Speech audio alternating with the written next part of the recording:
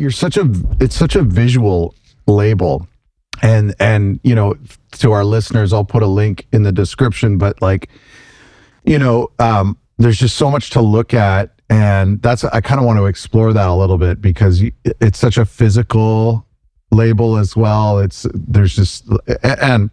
to start things off, as I normally do when I'm Googling a label that I'm about to interview, just seeing what comes up, and oftentimes it's Bandcamp and social media and maybe the occasional article about the label. And here's what I found today. If you're uncomfortable with compliments, then you might not want to listen to this. But I found this subreddit post on Reddit, like a thread on the deathcore, and it said, "Shout out to Crestfallen Records. Just got my Sold Soul vinyl, and I'm pretty blown away with the quality of everything. Nice and heavy record. None of the edge around the LP pressing." So this is the main post, very detailed and well thought out jacket. And then there's all these comments, people saying everything about Crestfallen is the shit. One of my favorite labels out there right now. Bryce is genuinely one of the nicest, best dudes in the DIY deathcore vinyl scene. Best looking vinyls in my collection are all Crestfallen. Like, this is incredible. The other person said, "Can't say enough good things about Crestfallen." Like, there's something really, here's what I've noticed, and I don't really know too much about your genre, but it's one thing for a label to embrace a genre. It's another thing for a label to be embraced by that genre.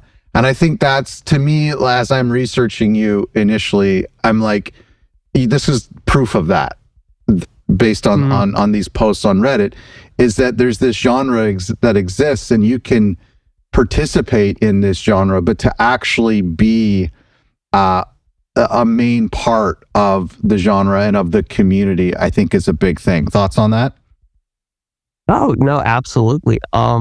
That's honestly, I think something that I'm very fortunate in, that, like you said, being able to be embraced. Because I was honestly, like, before I even started the label, I was really into, like, you know, CDs and just collecting physical media prior to all of it. That, you know, you're in the Facebook groups interacting with people that, you know, you become friends with on like a, you know, online basis, I would say. And, you know, you eventually start the label, they kind of hang around, they do stuff, and, you know, it kind of gets the word out there. But it's one of those things that, you know, I do think it might not happen every time a label comes up in like the genre or the space. But I do think, being that everything is so like close knit and really tight in terms of like the DIY deathcore kind of scene, that like it honestly really helps. I mean, it's a big boost for the label, and it makes doing it a lot more worth it. Yeah. I think there's a lesson here for the other labels. It's that you have this subgenre, and then within that community, there's fans, there's bands, there's maybe venues or radio, perhaps record stores, and then there's the labels. But not every label that does the genre or releases music within a certain genre gets to necessarily be part of the story. It feels like what you're doing and what people are saying about you on Reddit is like, if there's a documentary made about the music, that your label would probably be mentioned. How do you get to that point, though? Oh, I'm going to be honest. I don't know if I would get mentioned. Okay. I think it would depend on what circles are being discussed. Because to me, like, you have like the really bigger like deathcore scene, I would say. Okay. And then like it's broken up into so many different like subsects and stuff like that. But I think, you know, maybe in certain ones I might get like a little footnote somewhere. You're being modest. Maybe that's just me being, you know, a little too humble. But sure. That's kind of where I view it. Okay, I need to step back a little bit, and this isn't. I'm actually really. I do a bad job at understanding subgenres and genres. Like, honestly, even in the genres that I participate in, that I buy records or that I produce music in, I don't understand what people are calling what at any one time. So can you help me? And I really don't know anything about your genre. So can you help me with explaining the family tree a little bit about the subgenre and the genre that you, or the subgenres that you work in? Yeah. So I mean, originally the label started as like a gen genre, which is like a little subsect of like progressive metal. It's called, sorry, what's it called? So originally it was called Gent, Okay. DJENT. Okay. But like the first few releases I did were very like deathcore focused. Okay. Which is like, you know, it's a little branch off of like the death metal kind of family tree and all that. And so that kind of, I don't want to say pigeonholed the label, but it definitely like veered it off the initial path that I was planning for it. So now I kind of like to just say it's modern core. Okay. So metalcore, deathcore, kind of like that kind of focused stuff. The past, I would say, year and a half has been a lot of like blackened deathcore. So like typical deathcore with like some black metal influences. Okay. So it's kind of been like that, but you know, I try to dabble in different things when a band comes up and it's something that I do like. So are there, I mean, I guess the audience has gotten to a point where they trust your curation, but is it the type of audience, is it the type of community that's really particular about the sound? Or are they open-minded to exploring new sounds? Or do they want things to be, no, this is what is considered to be deathcore, this is what's considered to be XYZ? I think it depends on the fan. I was on a call with another label owner the other day this week, and we were kind of not joking around, but saying like deathcore fans are like the best and the worst thing to happen to the community, because they love what they love, but what they don't like, they really don't like. Right. And so it really comes down to like the individual fan. There's some stuff I put out that I know doesn't click with people because of like one small thing. And there's other things that I'll put out and people are like, oh, this is sick. Never heard of it before, but you know, I'll pick up a copy. Right. So you're allowed to expand the radius a little bit. Yeah, usually there's a dedicated core audience that I think I have that does normally trust what I put out. I know they probably still give it a listen before they buy it, which I hope, because I'm a very big fan of like making sure your record collection is stuff that you listen to and you actually want to own. Yeah. While it does support the bands, it's kind of like, hey, if you don't want to listen to it, you don't need to buy it. It's okay. Yeah. Right. Yeah. I mean, some people are like chronically a completionist, and they have to buy everything that a label does or whatever.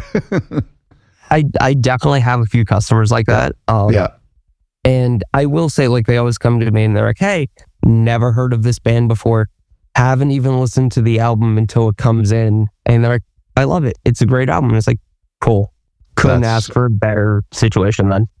It puts a bit of responsibility on you then, with the A&R process and the whole process, knowing that there are people out there who are going to blindly listen to this. You can't take advantage of that. No, absolutely not. Which is why I always go into things and like, I really try to not press anything that I'm not a fan of myself. Right. Right.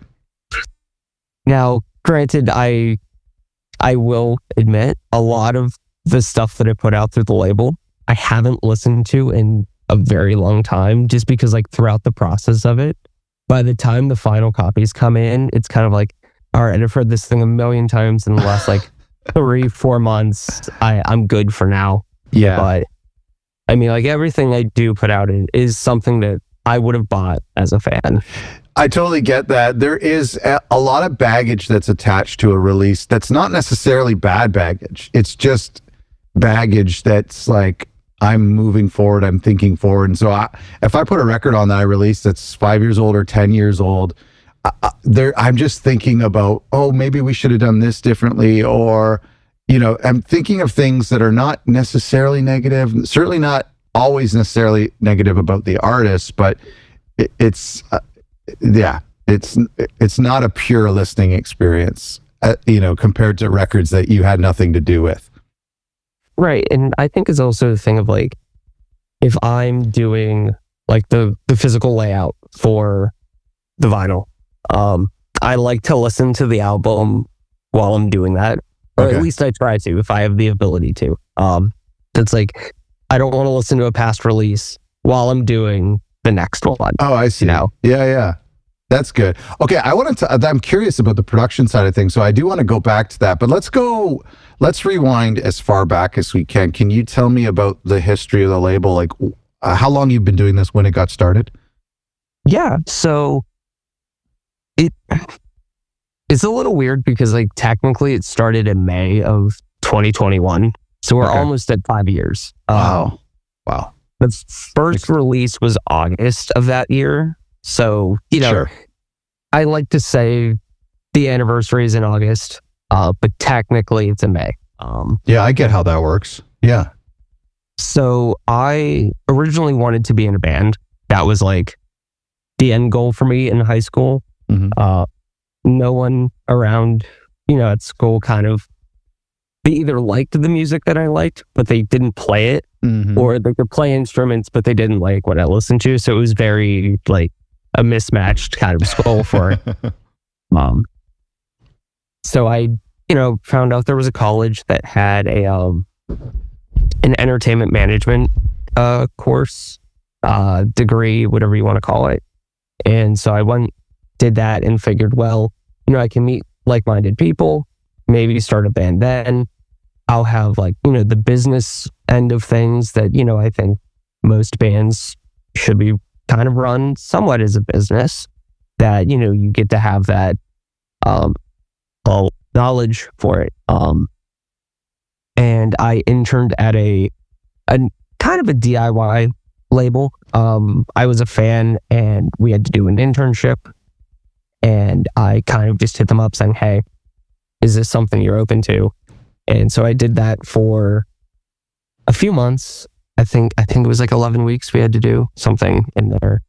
And it kind of made me appreciate things a bit more in terms of like the physical like label side of things. Mm-hmm. Because again, like I said, I was always a fan of that label and kind of, you know, enjoyed collecting physical copies that I kind of saw like, oh, hey, I'm going to school for this. This is something that I can still apply the, you know, learning that I've had. And so it was kind of that. And then it really just started of me pressing stuff that I used to listen to in high school. Like, you know, there might not be vinyl copies for it. And I kind of hit up the bands and was like, hey, you know, would you be interested in doing like a small run of vinyl? And so that's like the first, say probably like 9 releases, 9 to 10 are just like the pure, like what I have listened to in high school. Okay, wait. Pause for a second. So you're a college, you're in college, you're doing an internship, and then you get the balls to email your bands you're fans of and say, trust me with your vinyl project. How did you, what gave you the confidence to do that? Like, what kind of foundation did you have? I think it might have helped that there were a couple other labels that maybe I think started like a year and a half before. And again, like at that point I was in, you know, like the Facebook CD vinyl collecting groups at that point for, you know, I would say probably like 3-4-ish years at that point that you kind of know people. That was like, okay, some of the bands are in there because again, it's a very, I see. Like, it's a very DIY scene at that level, I should say.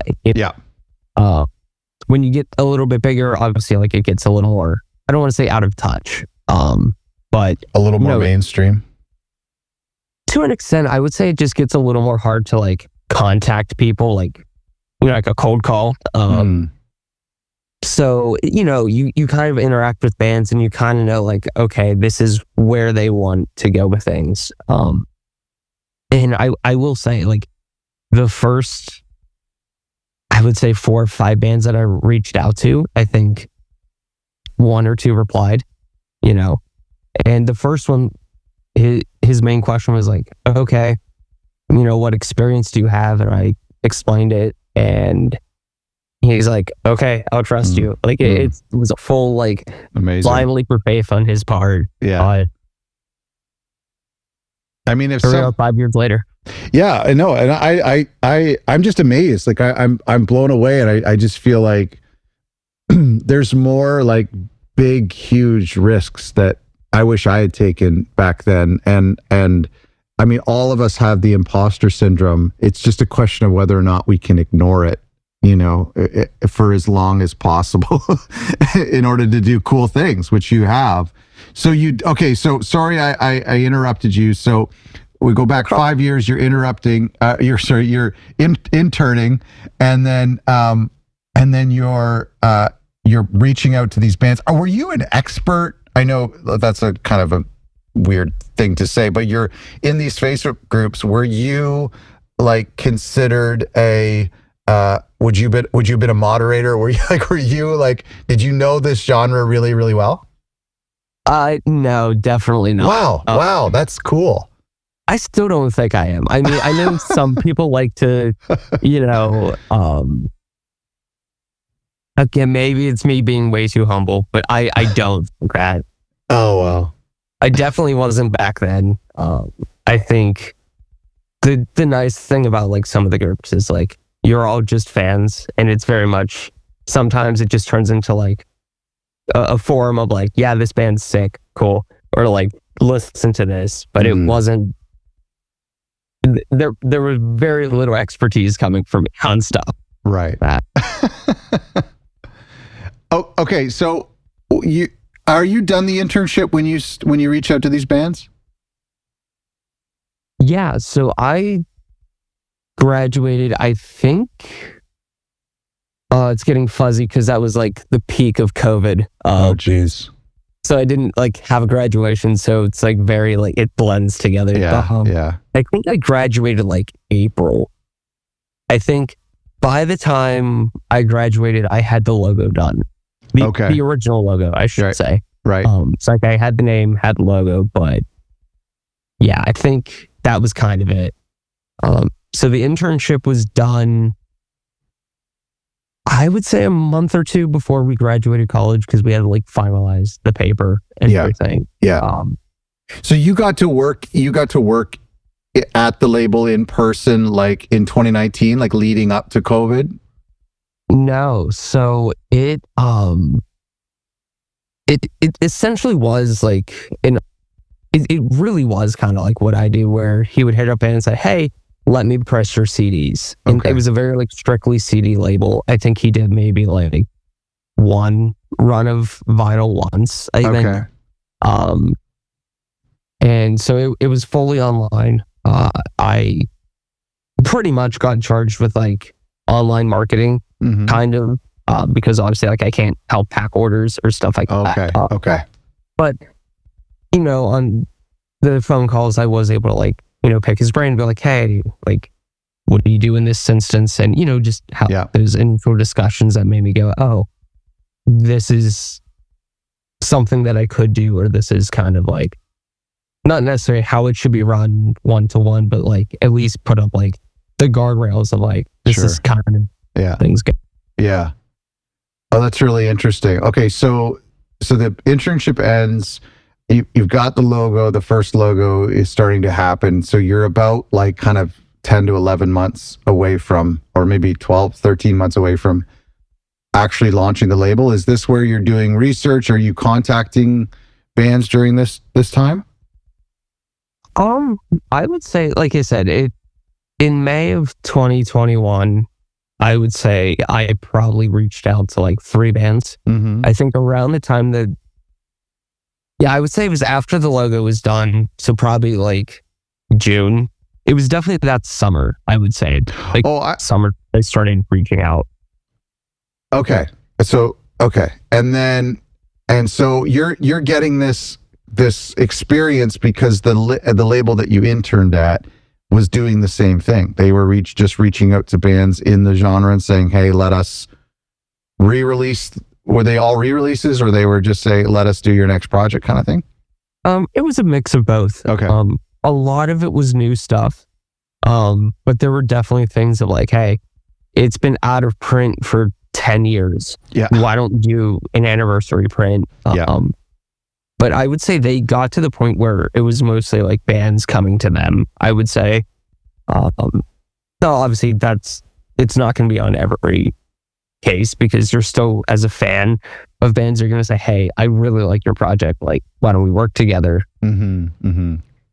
So it's, but I mean, that's kind of how it's run now for me.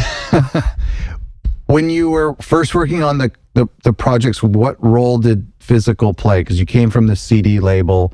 What was the first release that came out in August? Was that on vinyl? Yeah, so that was only on vinyl. Wow. It was before the decay of time from Until We Died. That was like peak high school B. That was, one of my favorite things I used to listen to. But there were, I would say, 2 or 3 runs of CDs, a run of cassettes, and, there were never any vinyl for it. Okay. So it really started as a vinyl label, first and foremost, that I was like, "Hey, let's do vinyl for it." And that's kind of really how the label ran up until maybe, I'm trying to think, maybe like 2022, 23, I think we did the first CD release for us with vinyl. Wow. So you started with vinyl. Okay, so then what did you, I'm just looking at it now. Did you start with 4 color variants? Yeah. So no. Yeah. You're crazy. You are crazy. The kind of I will say, like, that's kind of, I guess I should explain this. Like, I came from I still do, to an extent, of I really like variant collecting. Okay. For certain bands, right? Not every band, but there's definitely some bands out there. It's like, "Oh, I love this album. It's, top 100 albums of all time. I gotta have all the colors." I can understand that. Yeah, I can understand. Oh my gosh, these are beautiful. It was one of those things that I was like, you're picking out variants like, "Oh, this one looks great, but this one could also work." It's like, do them all. Yeah. And so that's kind of become a thing now of like, it's all, every once in a while we might repress something. We're working on a few things to get repressed now, but it's like, it's always been the idea of like, do 4 or 5 variants at the start, maybe have like 2 or 3 variant collector bundles on the store for, those really big fans of that album. And it works, I would say, like a good portion of the time. I don't see it a lot, but I do see it in metal. I see it in kind of like horror soundtracks. I see it, our friends at Punkerton Records, they do it. I do see it in punk, but it's not in every genre. Like, it does seem to be like, is it pretty popular in your community for people to say, "I love this record, I therefore want all 4 variants"? Yeah, I think obviously, like, it comes down to how many copies are out there and what people how rare it is, whether or not how responsible they want to be financially. Yeah, but because there are some albums out there that have like 30 some variants, and it's like, at that point, you really gotta like the album. What's the most amount of variants that you've done for a record? Because when I was going through your thing, I see 6 in one case. Yeah, I think for the initial drop, I think the most we ever did was, I think, 6. Okay. maybe 7, I think, if you include like a tour variant. Okay. Is the tour variant like sometimes I see on your pre-orders there's a mystery color, like a question mark color. What does that mean? Like you're not disclosing it on the website? Yeah, so it's literally just a mystery variant. It goes back and forth depending on like what we want to do. But it'll always be a mystery variant, usually out of 25. And I kind of just tell the pressing plant, do whatever you want the day of. So you don't even really know? No. I would say 50% of the time I do not know what it is. They might and say, hey, we want to try something like this. But it's just kind of a way to let them, experiment, have fun, test some things out. Or it might be something that I really want to see that it's like, I don't know if this could sell, 50, 75, 100 copies. And I'm like, it's something I want to see. I don't know if, the main customer base wants it, but, we'll try it out. You must have a really good relationship with your pressing plant or your color specialist at your pressing plant. Oh, absolutely. Without the plant and without my main contact out there, I mean, he's really a friend at this point. That's great. No, I'm sorry, go ahead. No, you finish. I was going to say, I go through dunk pressing in Belgium. Okay. And so like, he got promoted. I forget what like his official title is anymore. But he still handles all of my orders. And, he'll message me. He's like, hey, I'm sending a couple records from, these bands to you. Can you package them and send me? So he's not paying international shipping on each one. Oh, nice. So it, what started as like a very like business relationship has kind of come out to be, a bit more. Yeah, that's incredible. Formal, I guess, if you want to say that. That's awesome. Well, I was just, I've been working this past week with a color specialist friend of mine on a reissue, and their like enthusiasm for not necessarily my project, but their enthusiasm for their job is just hilarious. Like, I want to try mixing this color and this color, and it's just such a cool job. And some of the people doing it are so passionate about it. Oh yeah. And thankfully, I mean, he's told me, I haven't heard it from the other people there. But he said that they always enjoy when, one of my projects get to, be on deck of say, hey, we're doing this today. But it's no doubt. I can see why. It's, I'm sorry. I was just going to say real fast, like, it's one of those things that's like, they're working with the medium the closest, they're there pressing it. They know how different colors are going to interact with things that, I'm not doing it. So obviously like, I can have the experience of, well, I see the finished product. I'm not sure how you get to it, but, I just leave it in their hands and say, hey, if we can get kind of close to this, great. If not, and you need to make tweaks, go ahead. They have that discrepancy to do that. There is, by the way, if anybody listening is at a computer or whatever, they really should be going to crestfallenrecords.com and scrolling through the stuff, even if you're not a fan of metal, of this type of metal, like just the beautiful, interesting records. Like when I get so stressed out about matching vinyl variants with the album cover, but like your album covers are so intricate and so complex that you could never match a color to it. And so unless you were doing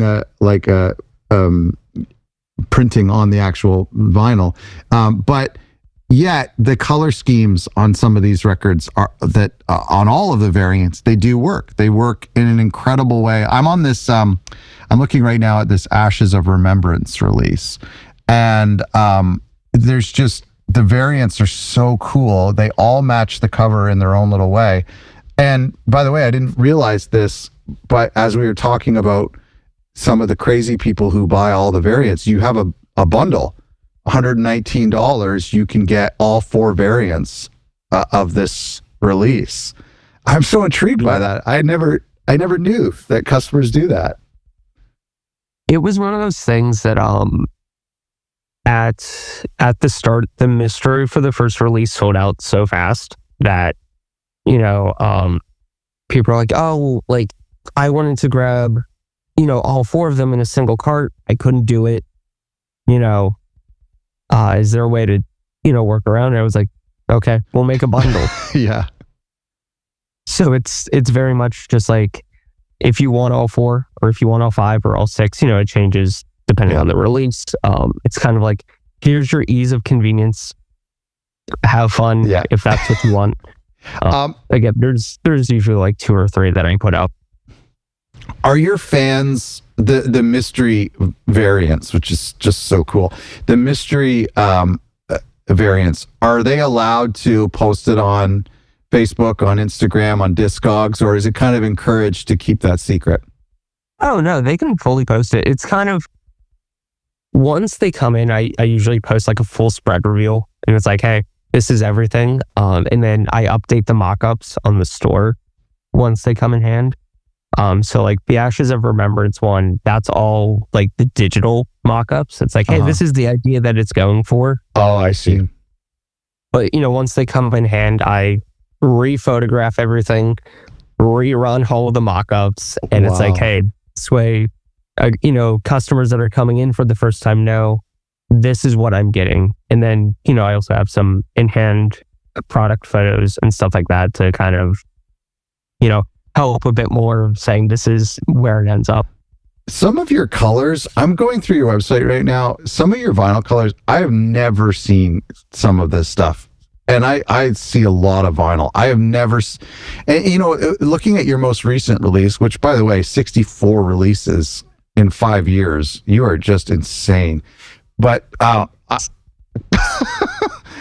okay, so I'm looking at your most recent release, this blackout release, and black is a really challenging color to do, and yet you've created these variants. Looking at this one marble like swirl, that has just got, it's so beautiful.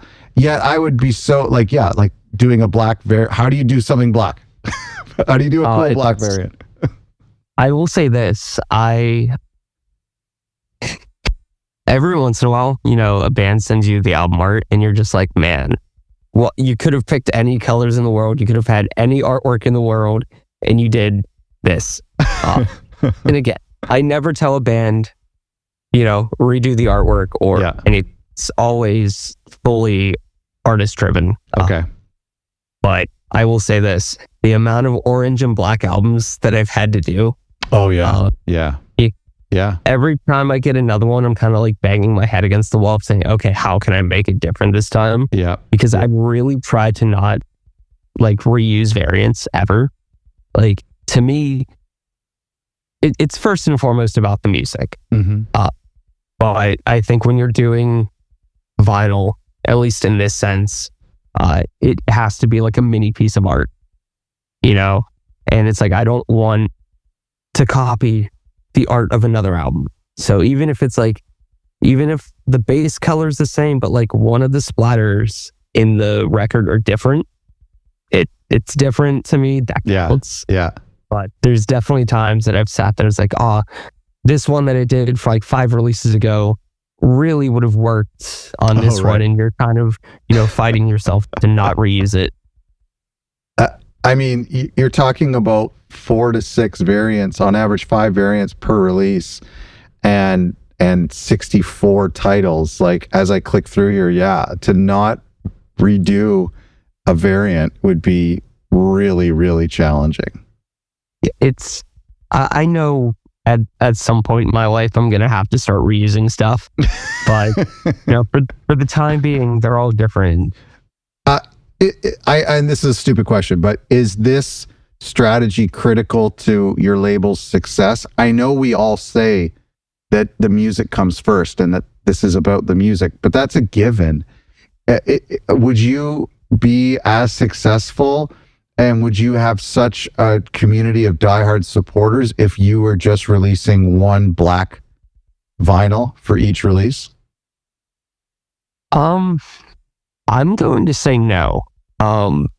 Solely because, like, at least within metal, especially within like the DIY, like metal, especially like core focused scene, they really want their pretty records. You know, if it's not like a million color splatter, they don't want it. Yeah. Which, you know, sometimes impedes me because I'm a fan of single color records sometimes. I think there is like a beauty and simplicity with it of, you know, it might not match every little intricate color of the artwork, but it gets the vibe across, and that's really nice for me. But, you know, I've done, you know, a few records where it's like, hey, it's just a simple smoke, you know, that's it. Yeah. And fans are like, what the heck, man? Where's the, you know, the other details to it? Yeah. But I mean, I think maybe it would have been successful in a different way. That's, you know, something that I'll never know. For sure. Yeah. But yeah. It at least allowed me to, you know, again, experiment with different colors, see what worked, see what variants didn't work. Because you kind of get to like almost like, you know, A and B test them at the same time with. Oh, that's true. You know, you get to see like what your customer base likes. Is, you know, the variants I like, well, people might not like them, you know, might not sell. And obviously, like, you get, you know, the few people that double up on orders, you know, that will say, oh, I can't pick between variant 1 and variant 3.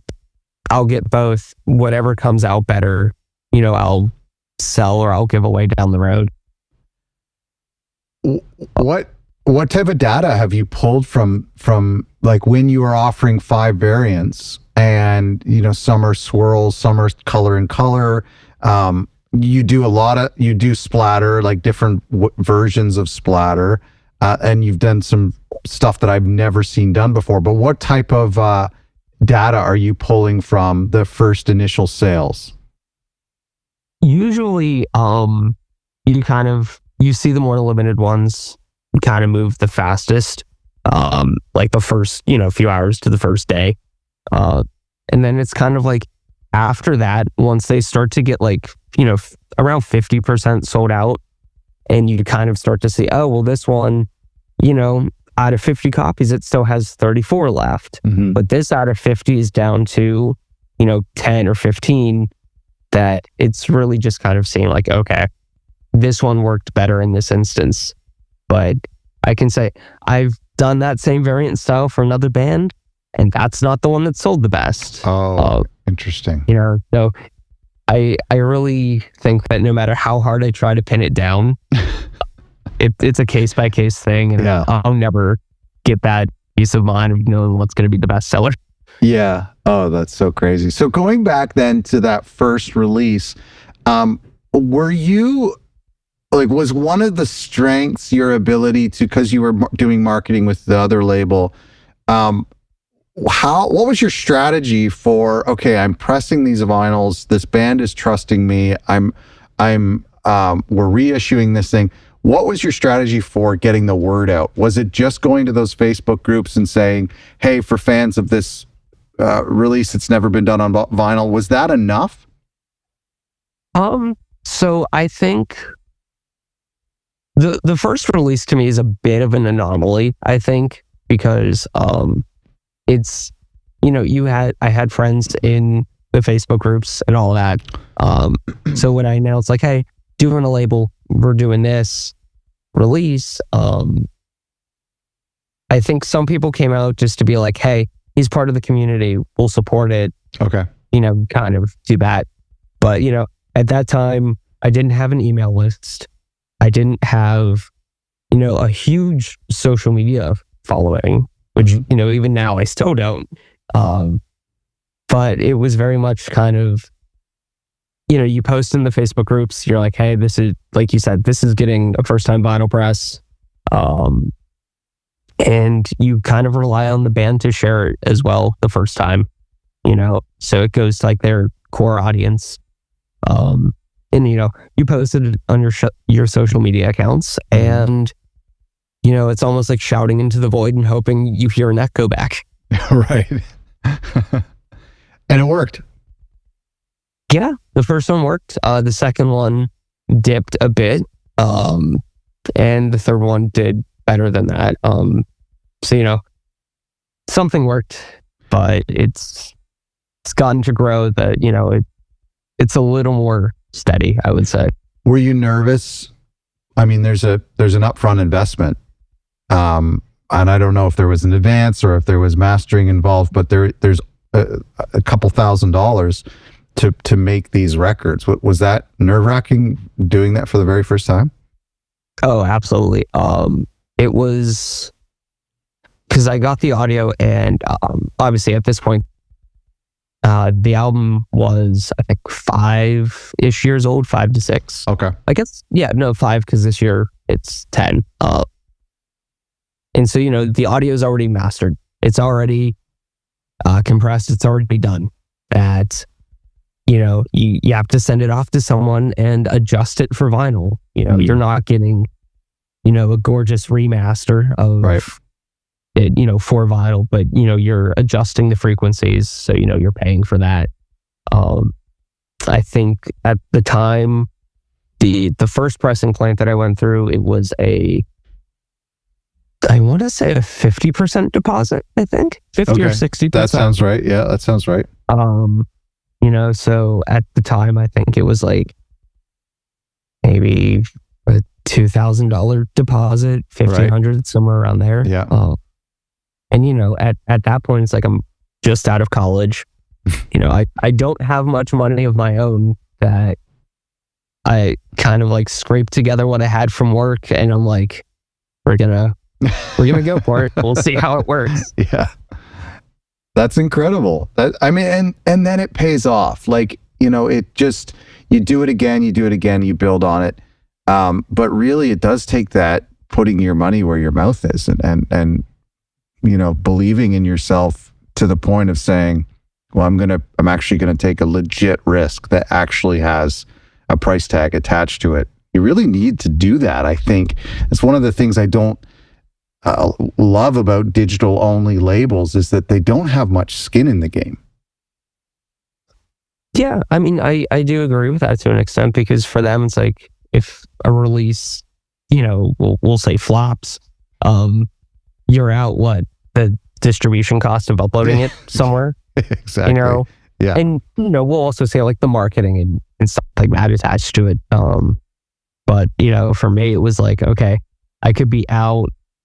I think maybe the run was like $3,000 by the end of it after shipping it to me. I could be out, a few $1,000s. I could have, 250, almost 300 records sitting in my house. Yeah. Yeah. But it's your favorite album. So that's not the worst. It's not the worst. It's not the worst. Yeah. I'd have a lot of listening material. A lot, yeah. And you could give one to a person every time they come to your house. Someone up the street, you're just yeah. You like this. So you do. I mean, I talked about this on one of our label mates VIP meetings we had this past week, and we were talking about how vinyl legitimizes, whether this is true or not, perceivingly it legitimizes the music and legitimizes the release, and it makes people pay more attention to it. And I think you do that so well. And it's almost like, I want you to check out this release. That's why I'm not only am I pressing it to vinyl, which is arduous and expensive, but I'm also doing 4 or 5 vinyl variants. It's hard not to pay attention to that. If you're a fan in the genre, it's hard not to say, well, if somebody's putting $4,000 on the line and pressing this many copies on this many variants of a 5-year-old record, I don't know. I just think that there's built-in marketing to doing what you're doing. It almost like springboards things a little bit.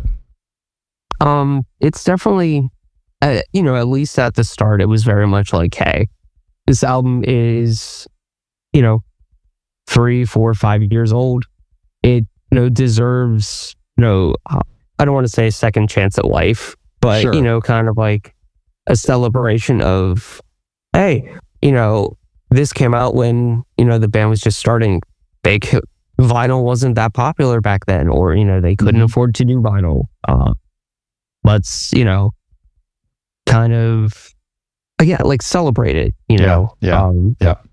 And I think even though I try to really celebrate every release that I do, it's really just morphed into, I would say, the last 2.5 years, it's mostly been new releases. That's interesting. There's been very few things that I've had the time. I'll say, like, I haven't had the time to go back and say, hey, this album from high school I still really like. Let's press it. Is that a harder process? Is that a harder process to do that? For reissuing is going and digging up reissues and signing deals and looking for old masters and artwork. Is that harder than just doing a new release? It's definitely more stressful because you're sometimes trying to work with bands that are broken up, they're no longer around, so you're trying to track down members, and it might be a case of you talk to someone and they're like, you'd have to ask so and so instead of me. This person's really in charge of what the band was. They'd have it. Sometimes they'll put you in contact with them. Sometimes they'll ask themselves. Other times it's very much just go off, best of luck, have fun. And sometimes, they don't have the layered artwork for the Photoshop files, so you're working with the baked in title. And sometimes it's that's just right into the bleed line and it's going to get cut off. So we have to figure out if there's a lot more headaches that come with old releases, for sure. I love what you said about celebration. That's such an important word. And when I was going through your web store and looking at all your titles, it's not absurd to me what you're doing and what people are buying. And when I hear of somebody spending $150 on the same record 4 times or 5 times, it's not crazy to me. There are records where I would do that. And I've talked about this on this show so much and on For the Love of Vinyl about just the idea that vinyl is nobody needs vinyl as a vehicle for music. We have music on our phones and our computers, and CDs are more affordable, and you can get the MP3s or the streaming anywhere. But vinyl is a celebration of that album, of your love for that album, a celebration of that genre or the band itself, even if it's not your favorite album, but you love the band. That is, I think it's lost on a lot of, and I coach a lot of labels who are doing vinyl for the very first time, and I think they're missing out on that celebration aspect. And it really should push people to do more than just black. It should push people to do Obi strips as you've done, and special, the fans on Reddit were talking about the quality of your paper and the jackets and the insertions. And so anyway, celebration's such a great word. People really need to latch onto that, as every record, every release you do is a celebration. Yeah, I mean, I think it's a thing of like I said, everything I do, I need to be a fan of. At this point, a lot of albums that I get to do are recommendations from other bands that I've worked with. They'll say, hey, I did a guest spot on this album. They're looking to do physicals. I told them to go your way. And, while that's very appreciative, that keeps, the doors and lights on, it's kind of one of those things that's I need to make sure I like it. For sure. Because, I do a small little write-up of the album when I announce it, that I'm like, hey, this is why you should check this out. This is why, it's a cool album. Yeah. Right? Yeah. That it's if I can't authentically write that, then to me it just feels disingenuous of, you're either, you're in it for the money or, the lack thereof, because it's a very niche genre. For sure. And, you've done vinyl, the margins aren't always the biggest. And it's kind of just, again, like, if you can't celebrate it, if you can't be a fan of it, it might not be for me, Yeah. I'm sure there's someone else out there that is a fan that, runs a label, that it's like, take it to them. They're going to do a way better job and, really service this album to the way that it needs to be. Let me ask you about your schedule and oh boy. And I want to ask you about your how the threshold of what your audience will handle, because this is something we've talked about with other labels. I'm looking at if you look at your web store, I see about 64 titles, and you've been in business for 5 years. So that's about a title a month. And when you look at your pre-order status, which is cool, this is probably saving you from people emailing you saying, hey, where's my record? But you're looking at your... No, it doesn't. That's true. Yep. And so, people don't understand that these don't come out of the womb fully formed. And so you've got 4 that are shipping in Q1. And there's 4 months in Q1. No, there's 3 months in Q1. So there's, oh my gosh. Yeah. So how many records a year are you doing on average? It looks like you're doing more than 1 a month. Yeah. It really depends on what year you kind of look at. First year, I did, I think 6, which was August through December. Wow. That was, I think looking back, that was the goal of like 1 a month. Yeah. And then I kind of, I'm really blanking on like that. It's the first year that I get really fuzzy on. I think like I kind of stopped doing stuff because I had like a band that we were doing all 3 of their EPs as like a bundle kind of thing. Almost like a box set without a box kind of. Okay. Yeah. That we did, I think it was like April or so, that we kind of took like the first quarter off, and we're like, well, this is 3 releases, of say, that's that. There was definitely a summer, I think around 22, that I took off, that I was like, I've done a lot. First year, it's a lot to handle. Yeah. Kind of just took off. There's definitely been times that I've taken like, a 3, 4, 5 month break. Good for you. So we're not putting stuff up. But unfortunately, the last I would say 2.5 years, it's just been unfortunately nonstop. That, either... Wait, why are you saying unfortunately? You're in charge. Well, it's only me. Like, that's to say, it's solely on my shoulders here that, bands will come to me and it's like, hey, we're working on a new album. And it's like, cool, I've done, a release or 2 of yours before. Great to have you back. Let's figure it out. And it's like, okay, we want June. And it's like, okay, already promised it to another band that I was like, okay, well, it's at the beginning of the month and the other one's at the end of the month. I'm like, that's enough time, and it's not, it's not punishing. It's very like... Yeah, because I'm curious about your fan base, and how do you... I mean, there are some fans, I imagine, who buy almost every release. How do you avoid cannibalizing one release after the next?